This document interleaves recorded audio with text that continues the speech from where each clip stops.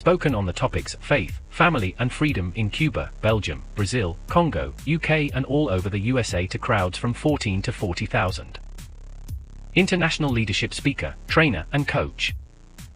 Author of Learn to Raw Leadership, Attitude Hack, Live a More Excellent Life, 5 Battle Strategies of a Victorious Warrior. 2021 President's Lifetime Achievement Award recipient. Founding partner of the John Maxwell team. Toastmaster International Speech Competition semi-finalist. Founder of Tell It Like It Is TV, ThatGuyRocks.com and ThatGuySpeaks.com. Creator of Story Power TV, Transforming Grace TV, and Leading Leaders Podcast. Producer of 4 TV programs and podcasts for Liftable TV and World Trumpet Television as well as multiple social media channels. Please help me welcome J Loren Norris. One of the most important things that a leader is responsible for as a leader is the vision of the organization. And again, it doesn't matter if we're talking about a multinational corporation, a small company of 100 or 2 employees, a small group of 5 or 6 employees, a military battalion or a military troop of 8 or 10 people, or a family. A leader is responsible for one thing that makes an impact on everybody in that group. And that one thing the leader is required to be forthright about, direct about, expressive about, communicative about, and clear about is the vision. Where are we going? What are we doing? Why are we going? What are we going to do when we get there? And how will we know when we've arrived? Let me say that another way. The megapixel, the big picture. But see, in every big picture is a smaller picture and a smaller picture and a smaller picture. And that's what I want to talk about today on Leading Leaders. Subscribe now for our extensive video library of leadership lessons promoting faith, family, and freedom. I'm J Loren Norris with Leading Leaders Podcast. One of the first steps that I take in any one of my coaching clients, almost all of them are based on leadership and communication. Those are the 2 things that I focus on with one-on-one clients. And whether we start off in leadership or we start off in communication, they're so deeply intertwined that you can't really excel at one without excelling at the other. When you become a great communicator, you build influence because that's what communication does. As a result, you are going to become a leader whether you intend to be or not. And if you're working on your leadership skills, communication is among the top most important skills in being a good leader. So leadership and communication are kind of hard to unintertwine. But both of them require great vision, understanding where it is that your organization is going. What is the end game? What is the goal? And one illustration I like to use is this portrait that I found. I'm going to bring it up here on camera for you. I found this beautiful portrait in a thrift shop. Isn't it pretty? And so it's really easy to look at that and go, yeah, duh, I recognize the Eiffel Tower. Who wouldn't recognize the Eiffel Tower?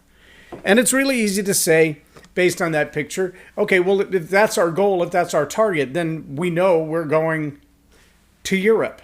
Well, that's a great place to start, right? We know we're going to Europe. Now we've got to work on some of the details of how we're going to get there.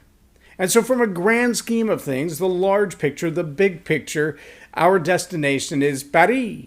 Well, because that's where the Eiffel Tower is. Unless you're looking for the little one in Las Vegas, and I'm sure there's fake ones all around the world. But the original Eiffel Tower is actually in Paris, France. And so we know we're going to Europe, more specifically to France, more specifically to Paris, more specifically to the Broadway where the Eiffel Tower is located. It's not a complicated thing to figure that out. Along the way, though, what we might have to figure out is, are we going to go from whatever continent we're on, say Africa or North American continent or the Asian continent or the island of Hawaii, are we going to go by boat?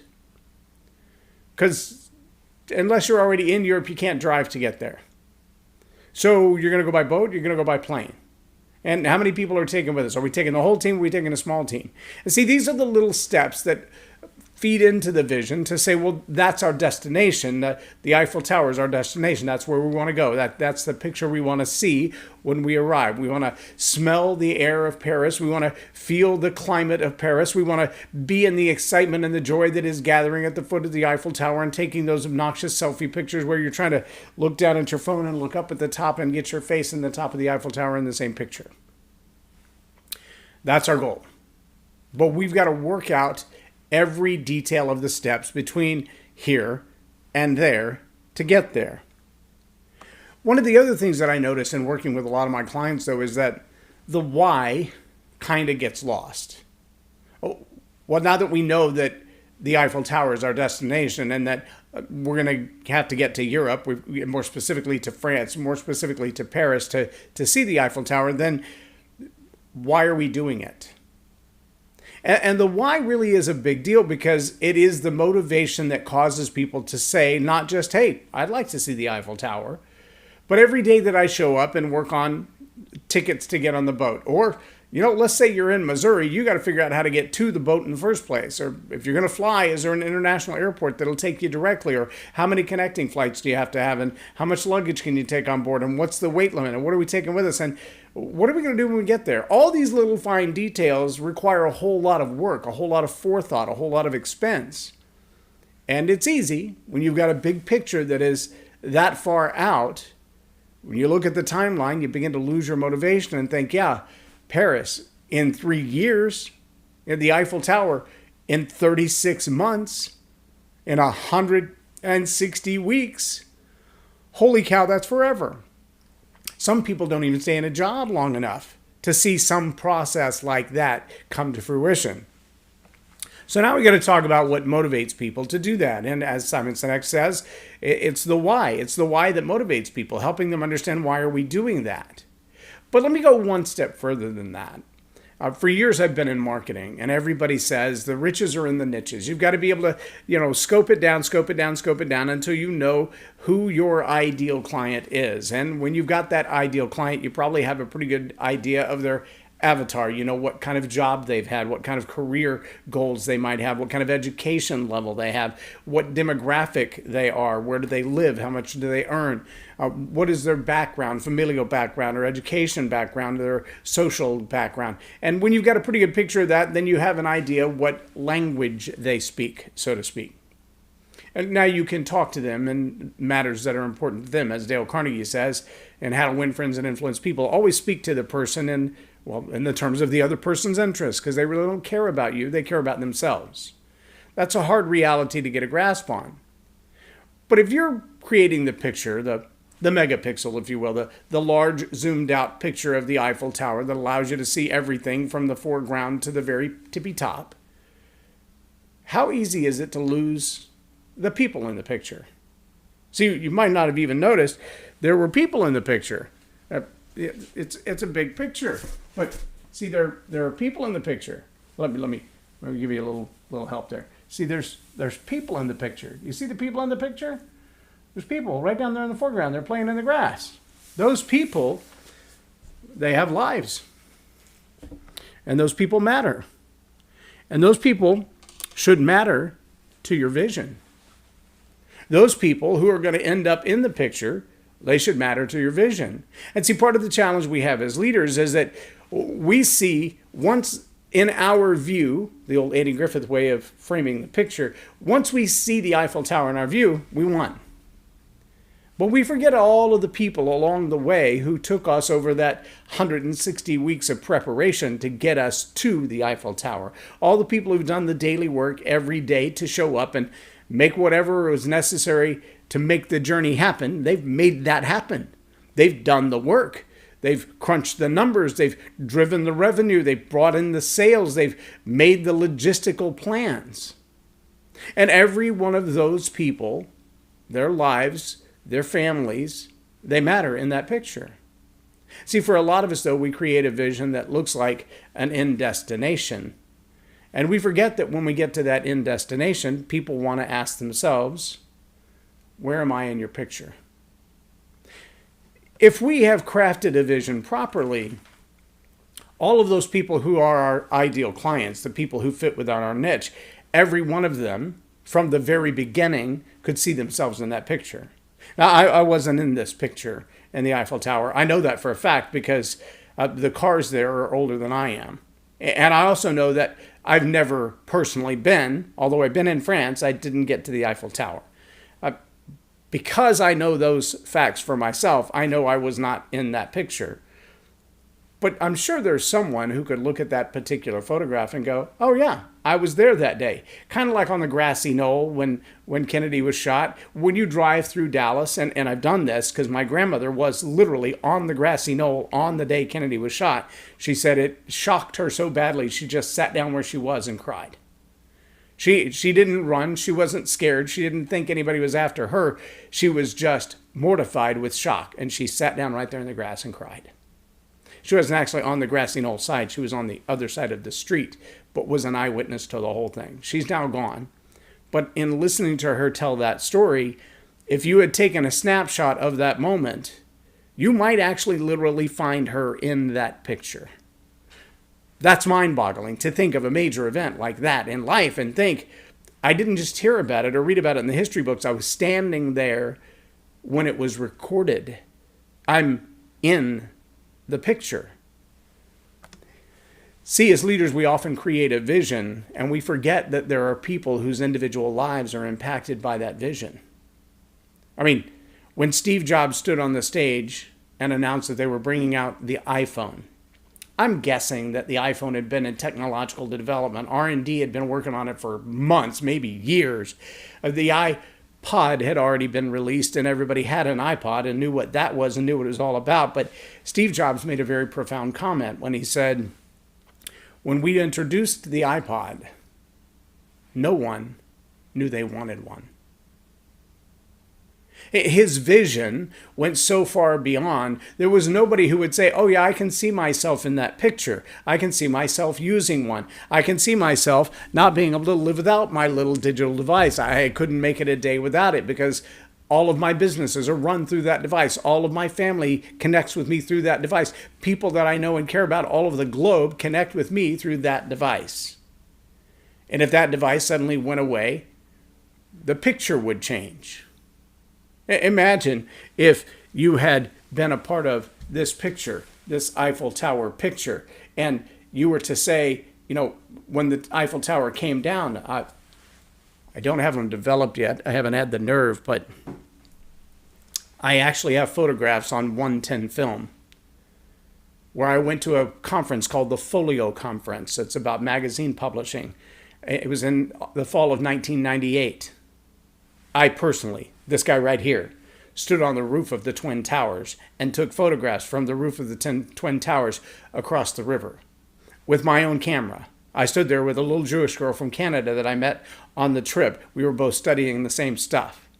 I made phone calls and introduced her to my wife, and we had a great conversation. I saw forever, the first time forever, a matzo ball in a matzo ball soup because that's what she ordered for lunch at the Carnegie restaurant. That was the largest matzo ball I've ever seen. First time also I'd ever sat at a table with strangers while eating my meal. That was a new experience for me. Carnegie Deli. The idea of being there when it happened, and now I look back and realize those buildings aren't there. They haven't been there for 2 decades. But it's my personal memory. My vision of that downtown area is forever changed. Kind of like the landscape of cell phones. Kind of like how business evolves when economies change and policies change and political landscapes change. Kind of like we're seeing the gas-powered car versus electric cars now. And there's a vision driving that change. As a leader, you're responsible for crafting that vision. The megapixel, the big picture. What I'm asking you as a leader is, are you also consciously aware of the people who will be in that picture when it happens? Sure, many of them will be on your team. They're on your team now. They're going to make that journey with you. They're going to input into it. They're going to help to create the revenue that makes it possible.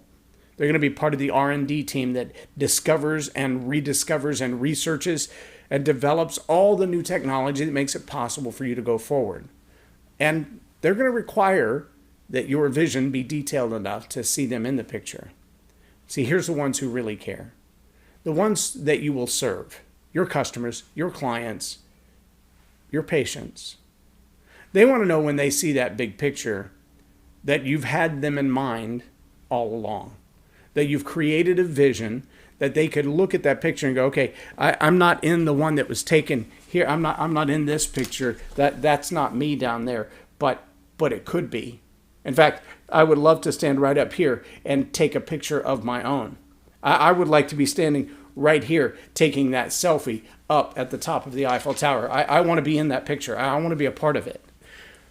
When your organization has the kind of vision that people can see themselves in your megapixel and then be able to zoom in on it. I've been on the Capitol grounds at Washington, D.C., the monuments, the Capitol, more than once. In one of those, I know for a fact that I was in one of the megapixel photographs that was taken of those grounds. I didn't realize it at first that I was even in a place that I could be seen, per se, just in a crowd of people.